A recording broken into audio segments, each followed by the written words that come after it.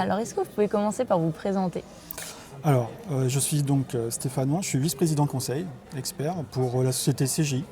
CGI est une entreprise canadienne. Aujourd'hui, ça représente à peu près 90 000 collaborateurs. On est présent sur l'ensemble des continents, dans plus de 40 pays. Et tout simplement, c'est une ESN, donc on accompagne nos clients quotidiens dans leur transformation numérique sur tout type d'industrie. Donc on est présent dans toutes les industries possibles et imaginables. Et c'est quelle typologie de clients et pour quel type de projet est-ce que vous intervenez? Alors il y a toutes les configurations de projets. C'est-à-dire historiquement, le plus gros de notre activité, par exemple si je considère le continent nord-américain, c'est l'outsourcing d'activité. C'est-à-dire qu'on reprend complètement le système d'information de nos clients.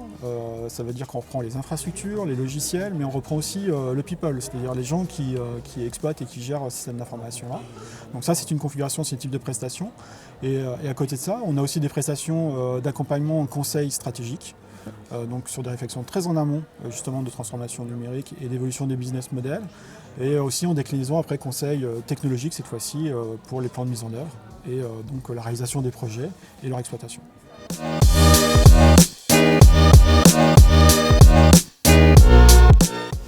Alors la définition exacte et précise, elle est complexe. Honnêtement, si on lit beaucoup de littérature dans la presse, on verra qu'il y a des définitions diverses, variées. Moi j'aime bien l'acronyme de VIP. Environnement virtuel, immersif et persistant, je trouve que c'est trois éléments extrêmement structurants et qui définissent bien effectivement le métaverse.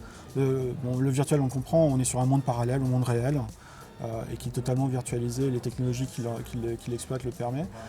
Immersif parce qu'effectivement la réalité virtuelle permet cette immersivité et c'est là, on va dire, la partie la plus intéressante dans l'utilisation du métaverse, c'est l'expérientiel, c'est toute la partie UX qui est extrêmement pertinente.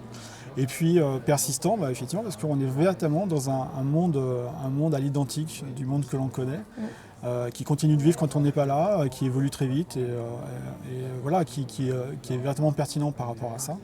On a parlé tout à l'heure d'un historique qui s'appelle Second Life, qui effectivement est le grand-père du métaverse, mais qui est un très bon exemple.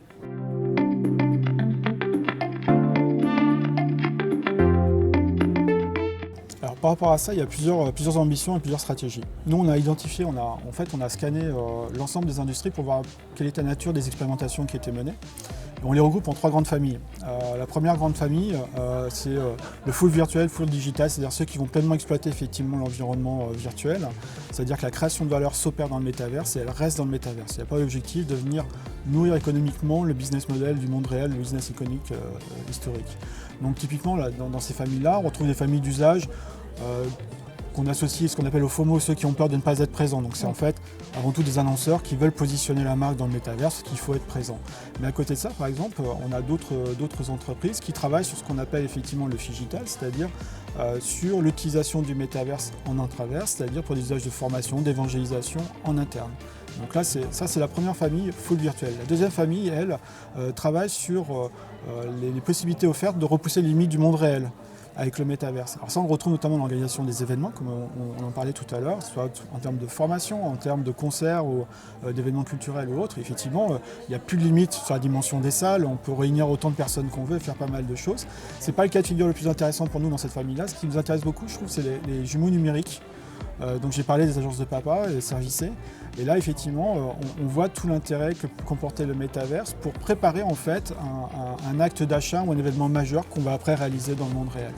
Et puis enfin, la dernière famille qui, elle, joue pleinement la complémentarité donc dans l'hybridation entre physique et virtuel. Et là, notamment, c'est ce qu'on connaît avec les agences virtuelles, les boutiques virtuelles et autres. C'est-à-dire que le premier niveau d'expérimentation est surtout orienté sur la capacité à amorcer l'échange commercial au travers de la boutique virtuelle et après ça, effectivement, de la transposer dans le monde réel.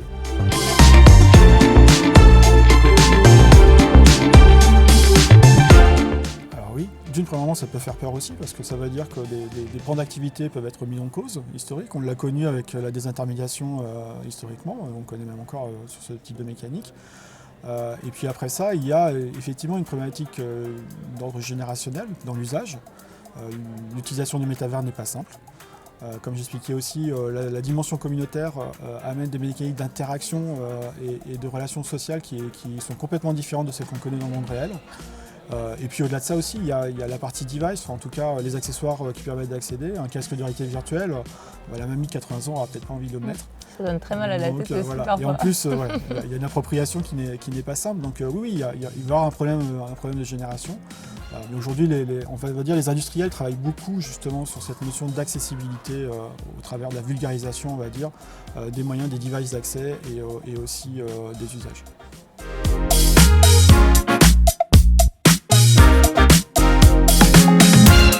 C'est très difficile à dire. Bien malin celui qui peut définir, en tout cas, esquiver, on va dire, la configuration du métavers.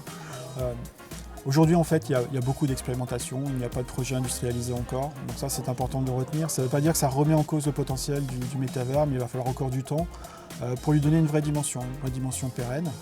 Notamment le risque est surtout associé à toute la mécanique de transaction financière. La DeFi aujourd'hui ne rassure pas, les crypto-monnaies ne rassurent pas, donc il va falloir faire un travail de fond, effectivement, peut-être de régulation, de sécurisation de ces aspects-là, pour sécuriser les transactions. Et puis on l'a vu aussi dans la présentation sur les usages, il y a aussi la problématique de sécurisation et de protection des individus, même si ce sont des avatars virtuels. Et là il va falloir trouver des mécaniques, plusieurs composants qui permettront de sécuriser tout ça. Merci beaucoup. Avec plaisir.